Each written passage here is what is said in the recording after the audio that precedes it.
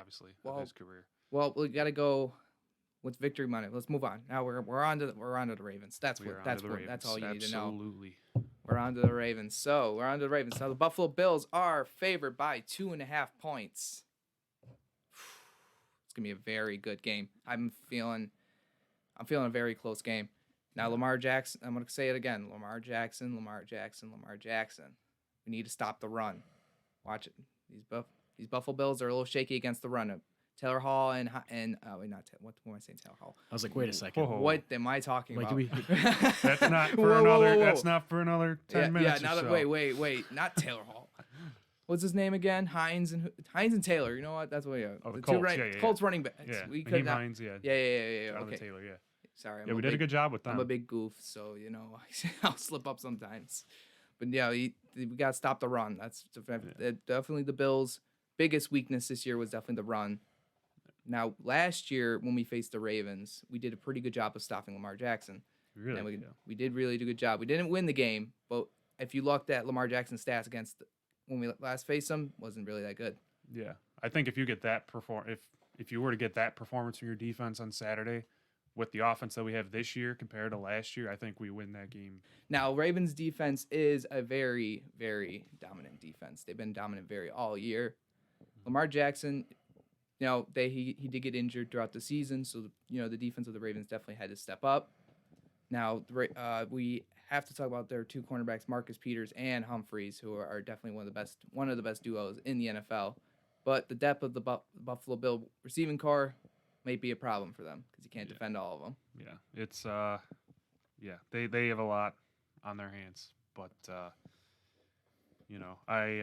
it is a good secondary though, but gotta hope the weather isn't. I mean, the weather's supposed to be a factor. They're supposed to get some snow, so it depends on how you can look at it. You can look at it and say, well, it might slow down Lamar Jackson a little bit. That just means they're gonna run the ball a bit more, and that might affect our passing attack, which is, that's how we put points on the board.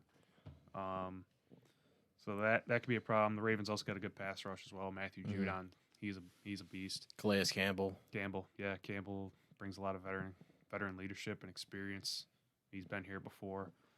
But yeah, like I was mentioned before, like if you got like the way like our game, whatever our game plan was last year against Baltimore, I would say stick with that. Yeah, stick with it because it's definitely, like I said in the beginning, if you look at our stats right when we faced the Ravens last year, it's definitely we shut down Lamar pretty well. Yeah, I remember they put Matt Milano on a QB spy like every play.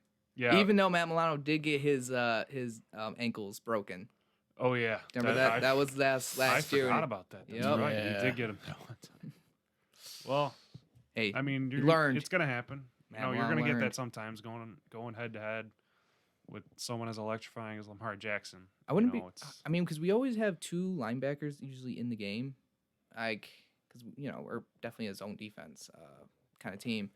But I wouldn't, because AJ Klein has been doing very well against the run this year too. So I mean, our boy AJ Klein, you know what? He's actually not been on the field that much. I need to like to see him on the field more. We Kevin, we're saving him for the Super Bowl. We talked. Okay. We did talk about that earlier though today. The possibility of, because we do use two linebackers mostly. Mm-hmm. The possibility of using three and having one less DB on the field. Because honestly, their passing attack doesn't really worry me at all. Like none of their receivers are threatening. I mean, Marquise Brown's he's a good deep threat. And Mark Andrews is a good tight end as well. Yeah, but, after that it's like Miles Boykin, yeah, Willie Snead. Yeah, like, no one too terrifying. And then Lamar isn't. He's not the greatest as a passer. So, I mean, I think I definitely could see that being part of the game plan is, more base and less nickel and dime. Yeah, probably more pressure as long as you have a spy on him. I want, like you mentioned, Milano was mostly this. I was wondering because I was thinking about that idea of like a spy on Lamar.